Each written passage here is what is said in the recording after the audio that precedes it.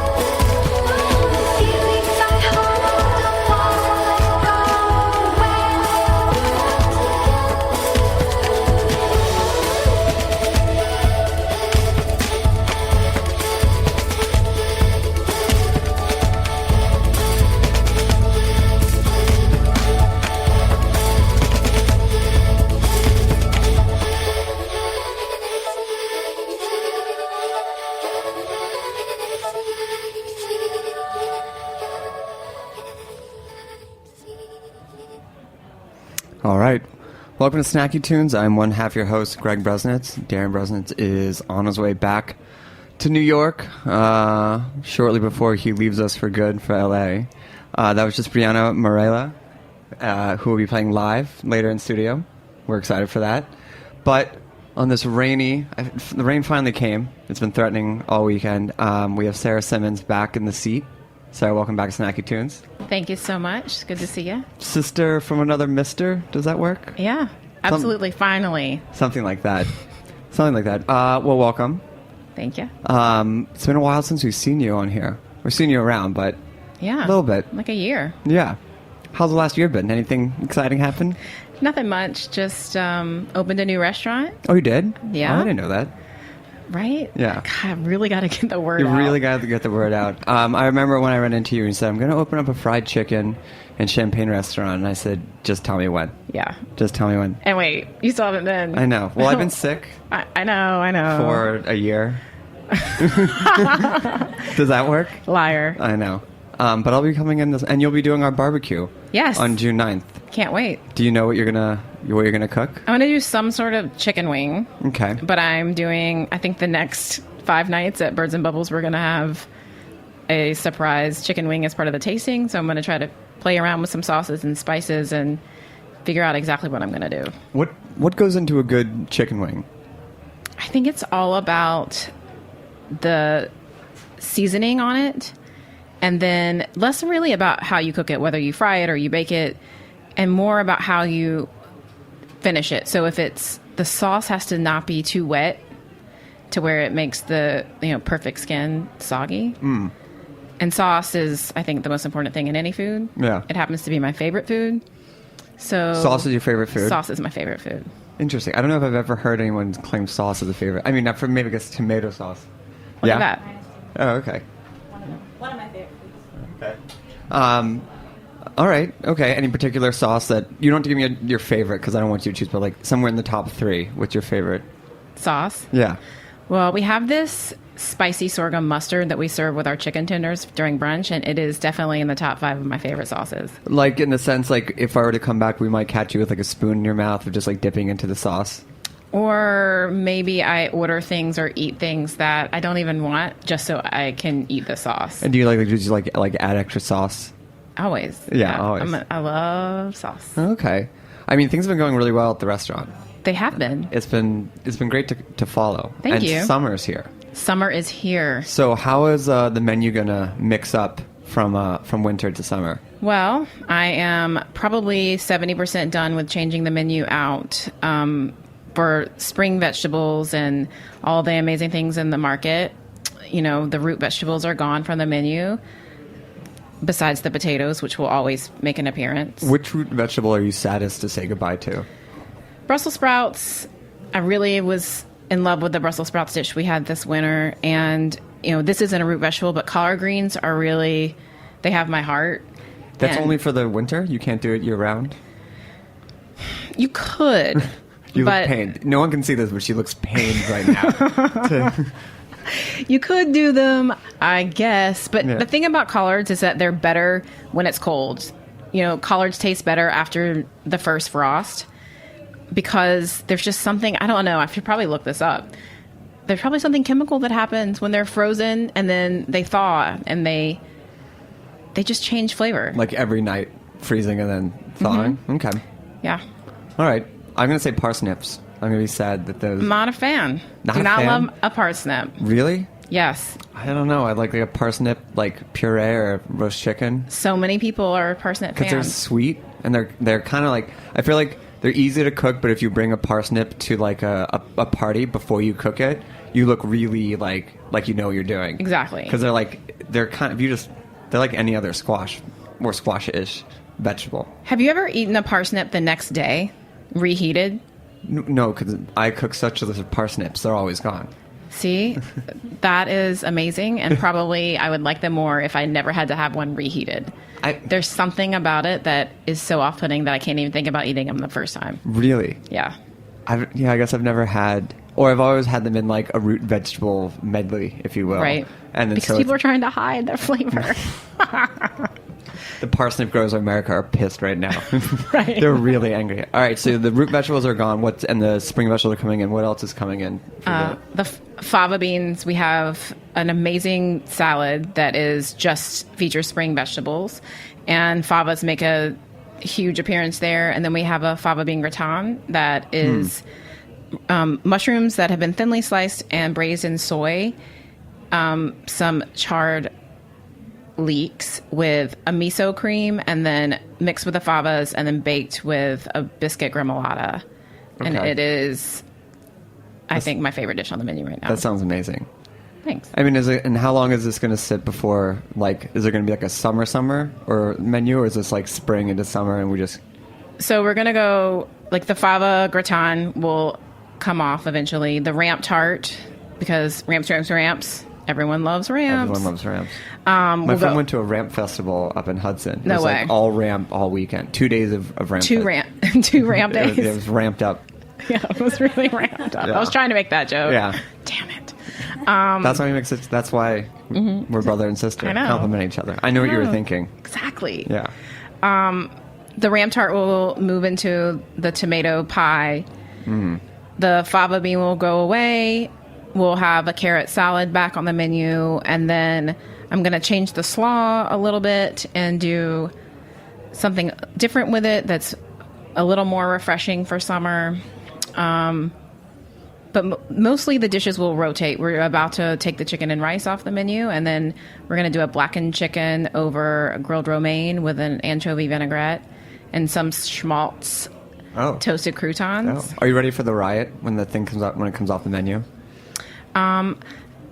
I thought that no one would riot until the other night when we had 17 orders of them in one night, and I think that the servers just were giving people a heads up that it was going. But who really wants to eat hot chicken and rice in the middle of the summer? I don't know. I'm the type of person that will drink hot coffee in August. Yeah. Like, I'll have like an iced coffee once a summer on like the hottest day, just because it's cold. But Yeah.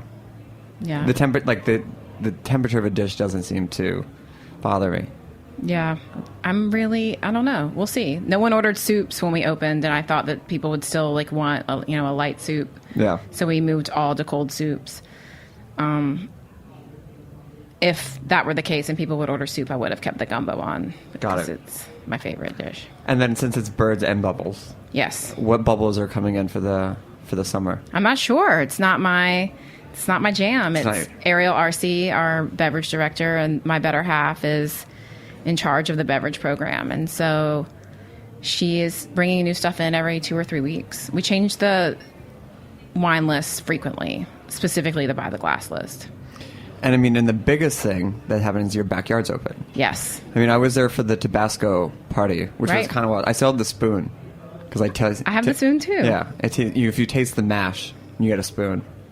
I don't know why you get a spoon, but I think we use that spoon to taste it. Yeah, and then you're forever able to remember that experience. comes on a nice chain. Yeah, you can it's wear like a around. necklace. It's like a necklace.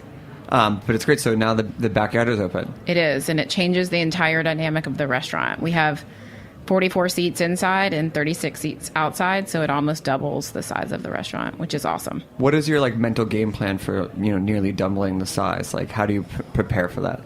I thought it would be hard the cooks would have a hard time adjusting, but what I realized is that during the winter, even when we would turn the restaurant 3 times, on the weekends, they still weren't pushed to capacity because they could, do many more covers. So I think they're grateful for it because it makes the night go faster. They feel busy, they feel accomplished, they really love to put out food and they get to put out more of it. So I've been pleasantly surprised. It's really the moving about the space that's different. You go from having, 2 rooms to 4 rooms, and we have a small kitchen and a small service area. So Do you feel like the energy picks up too? absolutely, yes. So we're going to take a quick musical break, and then we're going to talk about late night menu, cooking for Oprah, Yes. and the you're getting fried chicken.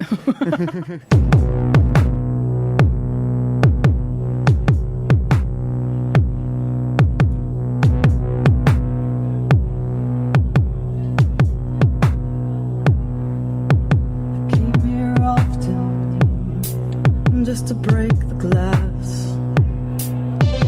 Threw it against the wall and I felt relief. You said you were a good guy, said you wanted a prize. But I'm an honest alias and I don't hold back. Don't hold back. I'm so in love with myself. I know you know what it's like. I just do what I want.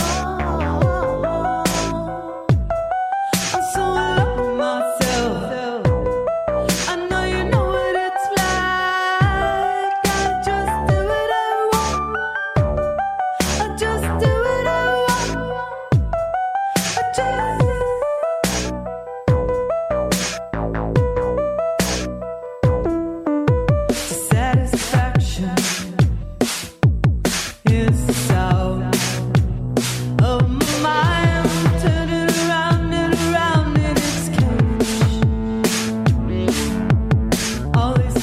distractions.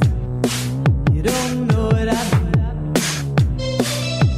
A hidden voice calling, so we ran into the arms of my number one.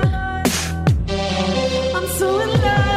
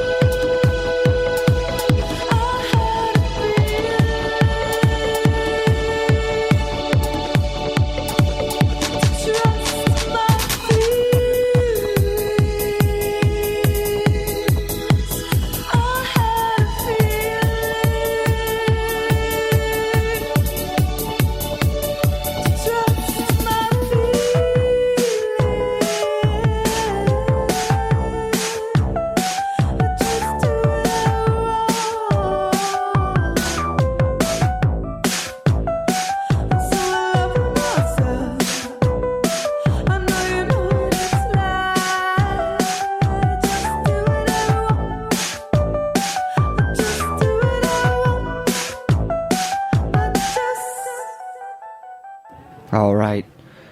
Back with Sarah Simmons from Birds and Bubbles.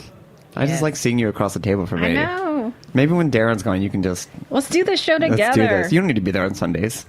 Right. Let's Yeah. hope that. is Yeah, the let's case. have that. Yeah. So let's just talk about it. Oprah. Yes. Just take us to the beginning.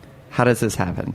So we get an email from someone from O Magazine that says, we're having a lunch. We would like for you to cook this lunch. And so I'm like, okay, well, what do they want? And they wanted a pretty extensive menu. The chicken, I'm really funny about the chicken because I want the chicken to be super perfect. Obviously, it's our flagship dish on the menu. And it's really hard sometimes to take that off site. And all the dishes they wanted were dishes that needed to be hot, and they had no kitchen. And, I said, I don't know if we can pull this off. And so I'm walking to work a couple days later, and Sam Schumann, our marketing and events director, calls me and is like, so I just got off the phone with Gayle King, and Oprah's going to be there, so we got to do it. And I said, okay, we're doing it. And so we put together a menu that we thought would work and make them happy. Let me pause you for 1 second. Yes. What is the dilemma as a chef where you want to balance where it's like obviously the opportunity, but if your food is not presented in its best, like how do you balance that, or the decision that you like are kind of running through your head, the pros and cons? I mean, if we could not have come up and agreed upon a menu that I thought would work in an office building, I would have not done it, because I don't want the chance to cook for Oprah to be a failure because my food isn't what it should be because of travel time or the inability to put out a great product. Right. But it all ended up working out, even though it was the most stressful day I've had in a really long time. What was the menu? We did fried chicken and our pineapple casserole and potato salad, slaw, biscuits, deviled eggs, sweet tea. Feel like I'm missing something. But a pretty, large menu for 100 people. And it was one of those days where everything went wrong, and we were late getting there because of traffic, and then we couldn't get up the service elevator, and so I was scrambling to get out food for 100 people, and one of those people was Oprah, which was terrifying and awesome. Did you get to meet her? I did, and best part, she actually said, "Birds and bubbles." Amazing. It was amazing. It was worth all of it. So all then the you stress. you shut down the restaurant and you said, I've made it. I dropped the mic and just walked out. No, ironically, that night we got back to the restaurant just as lineup was happening. I ran in the door. I had to work the line that night. The dishwasher didn't show up, so we ended up staying really late and washing every dish in the restaurant. And it was in the cab on the way home at 2 a.m. I was so tired. And then I was like, oh my God, I met Oprah today. that was so cool. And then just realized kind of like how big of a deal it was. It's amazing. But I was so drained emotionally from right afterwards, and then had to go like right into cook mode and put out, 250 plates of food. It's kind of amazing when like you get to these things and like when your like success moment comes, like 2 a.m. in the back of a cab or in bed the next day, or just like you had a quiet moment, like, in the last, 20 minutes, maybe 24 hours. And then you just gotta get back to it. And then you're like, oh, wait, I'm a normal person because I just washed every dish in my restaurant. Yeah. Yeah. But it balances. Yes, it does. It makes it okay. Yeah. So also, you have a late night menu. We do. Which is amazing. And what happens to be on that? Well, the things that I want to eat late night. So, queso. Just sauce. It's all sauce. It's a cup of sauce. It's, we have a beet burger on the menu that I think is one of the best things. We serve it at brunch and then late night. We have our crispy potatoes, which is a fan favorite. And then as a Southerner, I really miss queso, like the white cheese dip with the pickled jalapenos. Mm-hmm. And when I moved to New York, I searched high and low for it. I couldn't find it. And then, people would put this like Velveeta business in front of me. I'm like, no, that's not queso. So I was like, well, I'm going to make it. And so we make it in-house every week, and we serve it with pita chips that we deep fry and toss in Creole seasoning. And it is one of my favorite things in the whole wide world. That sounds incredible. So we've got the barbecue coming up on June 9th. Anything surprise we might have besides wings, or any tips you should give to people? Just come hungry. Yeah. And ready for some amazing wings. TBD. And TBD. We're going to do some salads, some cold salads. Will you text me this week on like your wing experiments to see like... Yes. Yeah, okay. I'll post it to the Birds and Bubbles Instagram. The progression of... Is it just... And what's the Instagram handle? Birds and Bubbles. Yeah. All one word. And is spelled out or ampersand? And is spelled out. And is spelled out. Yeah, so we still have tickets for sale. If you go to eventbrite.com, you get a plate of food, shot of Jameson, Brooklyn beer for $10. Pretty good. That's a deal. That's a really big deal. Well, Sarah, thanks for coming by. Thanks for having me.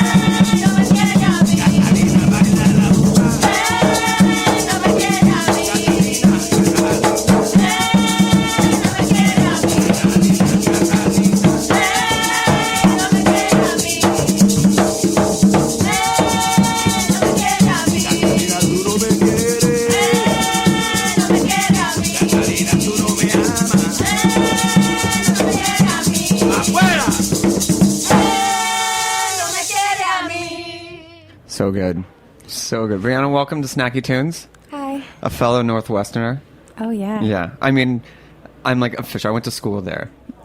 So, but formative years? No, that counts. That's important. I can talk about rain. Yeah. So, yeah. I mean, we were talking earlier. Does this rain bring you back home a little bit? Yeah, though I kind of feel like it hasn't been as rainy in recent years. I don't know. Climate change, maybe? Yeah, that's what I mean, that's what people have told me, that like Portland's like not, I went to school at University of Oregon, but Portland's not as rainy. And I like almost, if you believe that, then you're just like one step closer to going back. But are you like everybody I know from the Northwest, like what are your thoughts on rain? Like, does it bother you? Do you love it? Does it? I mean, I kind of love it, but I also love the sun and warmth and but rain is important for plants to grow. Yeah. I mean, but you're from Seattle, which gets like the most rain and like the least amount of sunshine. I mean, I don't know. I find that hard to believe. I feel like they must rain other places more. From Northwest, though, I feel like Seattle gets it like... I lived there for a summer, and I think I had like 6 weeks of summer, and then it was fall, like very like end of August or September. I was like, oh, it's time to break out the jackets and well, fall is my favorite season, so maybe I just don't even notice. You're like, all right, summer, we're good. Yeah, we're good. Come on, that's good. Let's get some flannels out. Let's get some long sleeves out. Totally. So welcome to town. Thank you. I know you just got here. Where are you coming from? Seattle. Okay. Yeah. How's home? Great. Yeah. It's doing good. How does coming from Seattle influence the songs you write in your music? I mean, I guess not. Like, I don't really write about like place, in my songs. I feel like they're all like very like about relationships with people. And I also lived in Olympia for 5 years for going to school, so that was like my formative kind of years, like where I feel like I really became who I am, the person I am today. What is a good formative lesson you learned from Olympia? From Olympia? Yeah. That you should be as weird as you want to be. Because I think growing up in Seattle, I felt like I couldn't be like my real self or something. And then once I moved to Olympia, I was like, oh my gosh, here's all these people who are like me and like are total weirdos, and like there's even really much weirder people than me there. Were you ever like okay, you're a little too weird, like you're a little too out there for me? No, I love weirdos. Please give me more. Yeah, I always felt that way with Seattle. There's certain airs about it, but Olympia, all the people from there are totally great, amazing out there. Any favorite weirdos or favorite weirdo moment? Well, there's this really cool crew of people that live in Olympia that are kind of like these goblins. Like they kind of like go by that premise of like they're just like these people. They're not like really a collective per se, but I feel like they all just like make really cool art and music and stuff. And like this summer, they're gonna have the second Goblin Fest. What happens at Goblin Fest? Well, their house is like out in the woods by Evergreen, the college, and everybody will just camp out and like stay up really late, and like people will play music, and then like a dance party and just like kind of forest party show.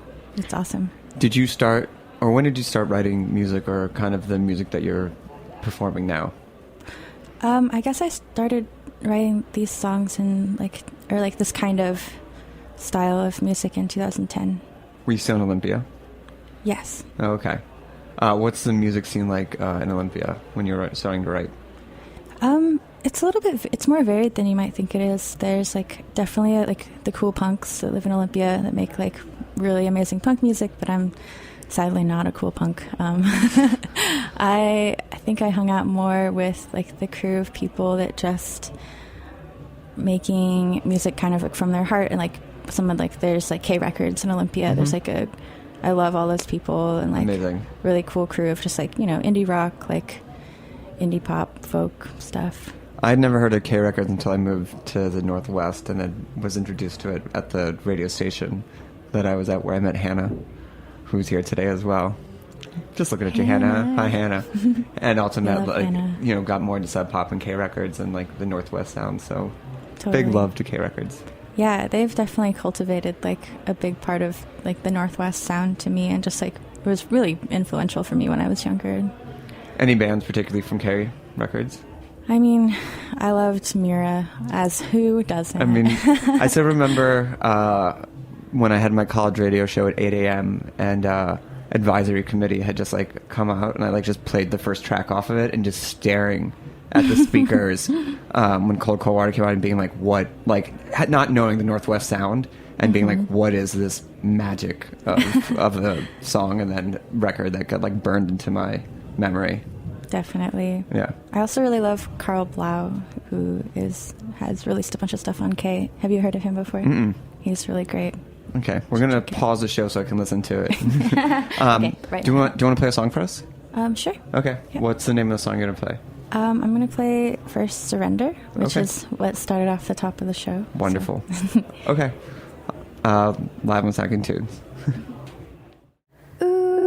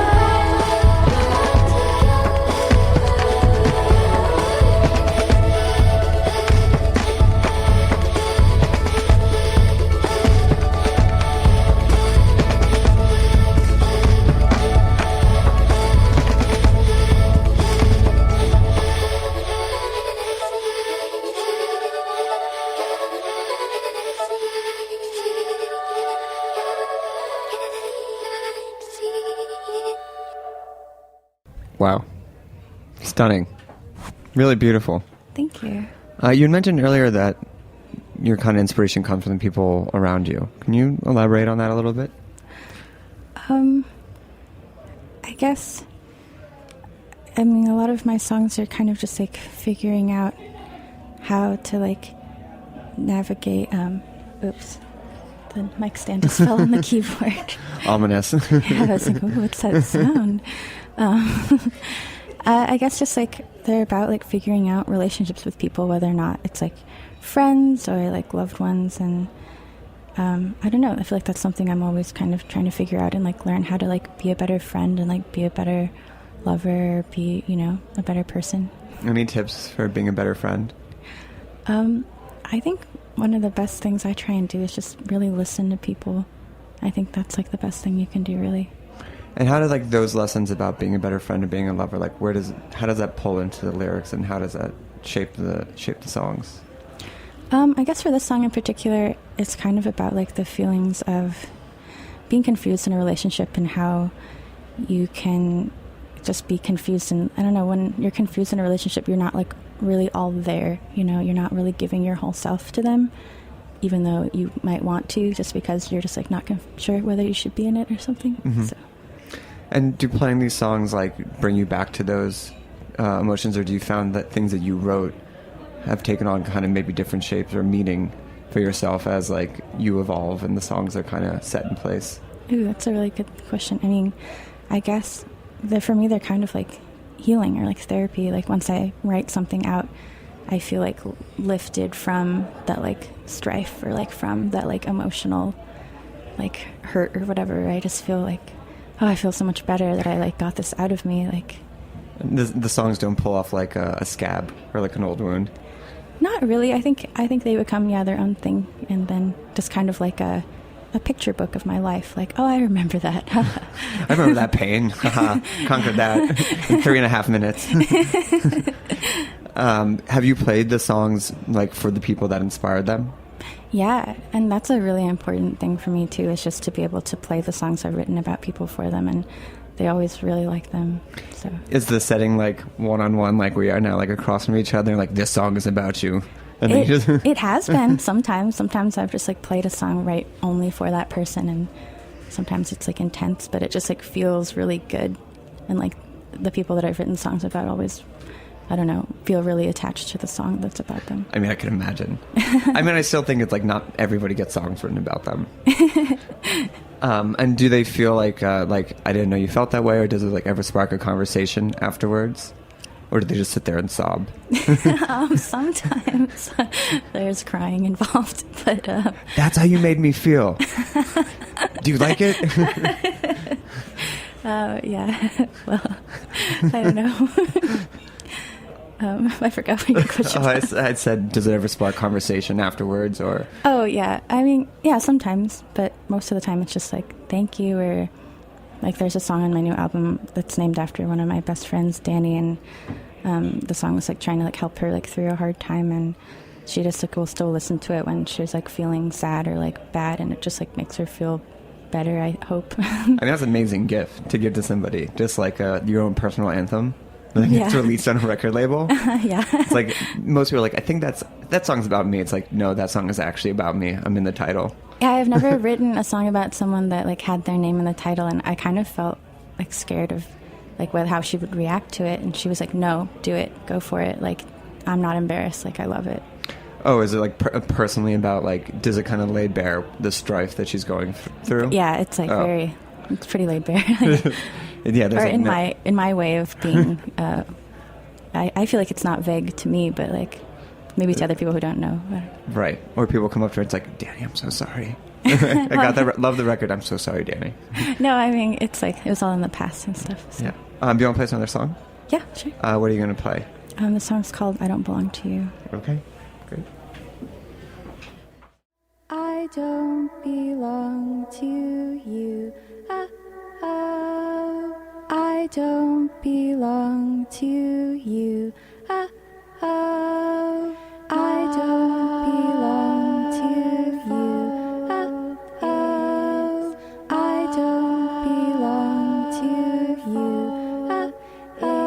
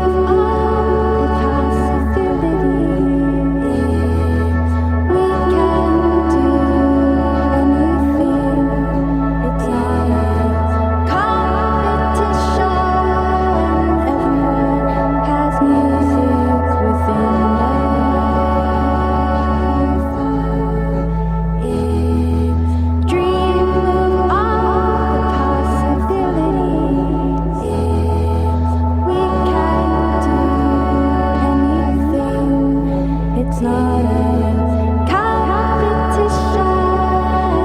Everyone has music within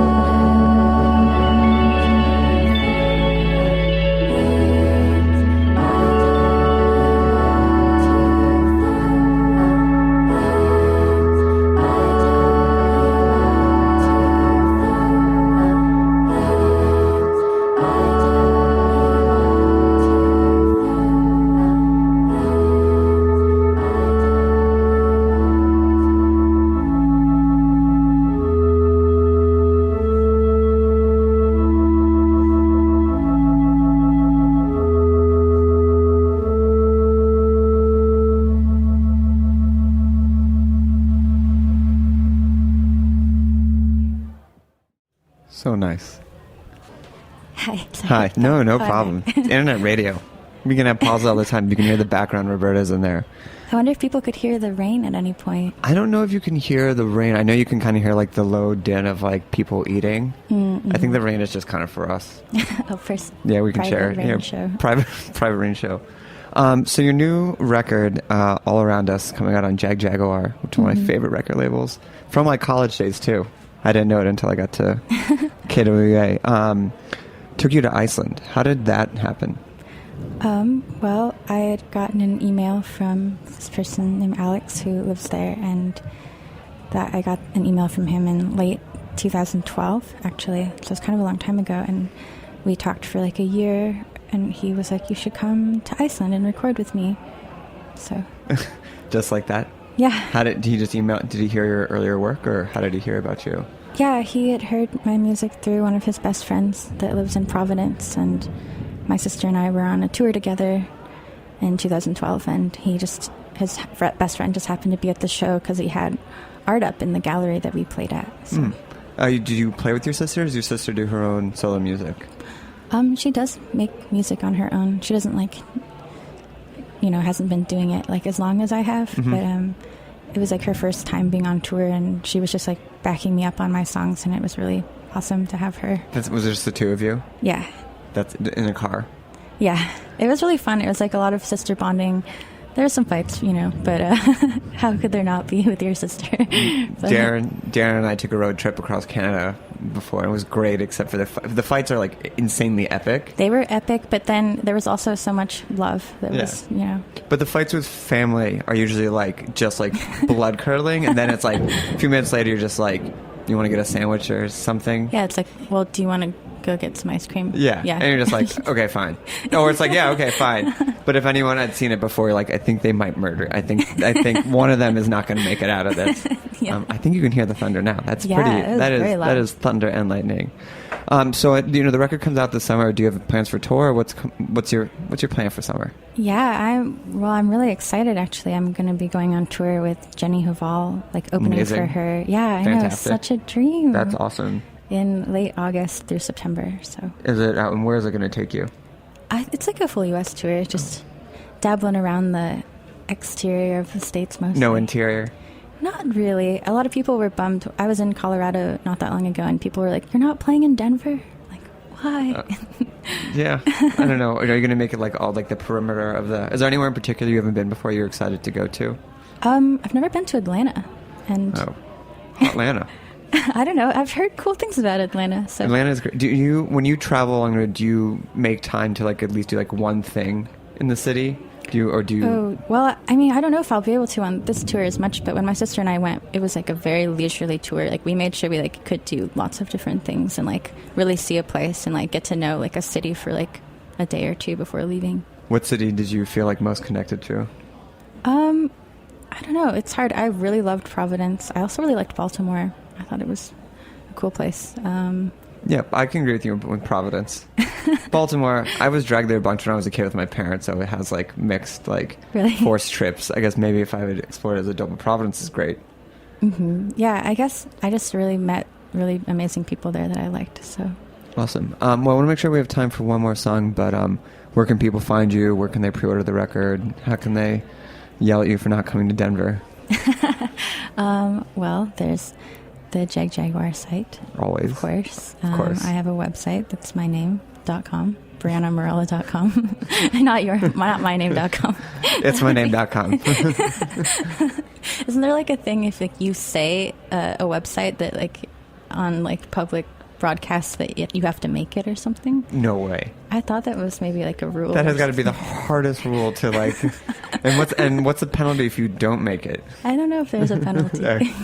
Maybe someone was just tricking me. I'm kind of gullible. Maybe was it the goblins? Did the goblins put you up to this? They might have. They're tricky. Yeah. They are mythical creatures. Mm-hmm. Yeah. So your website and then Instagram, Twitter. Oh yeah, I have an Instagram. It's also just my name. I don't know. I'm bad at I would have had like a band name if I could have thought of a band name I liked, but I mean, naming stuff is so hard. I'm really bad at it. I mean, I want to make you feel not so alone. Naming stuff is hard. Thank you. Don't feel ashamed about it. Oh, thanks. Yeah. I feel better. Okay. Well, thanks for joining us. Thank you to Sarah Simmons as well. Make sure to come to our barbecue blowout on June 9th. We have also DJ Sweet Pea and the Domino Record DJs who will be there. You can go to BBQ Blowout June 2015.eventbrite.com for tickets. $10 gets you a plate of food, plate of wings and sauce, shot of Jameson, and a Brooklyn Brewery lager. So make sure to get the tickets. Sold out last time, so go and grab it. And yeah, what are you going to take us out with? The song is called Follow It, and it's the first song on the new album. Amazing. We will be off next week, and then we'll be back in a couple of weeks for Darren's last East Coast show before he goes to LA like a jerk. I'll miss him. Yeah. It's hard to say goodbye to friends. And brothers. Yeah. Okay. Take us out. Okay.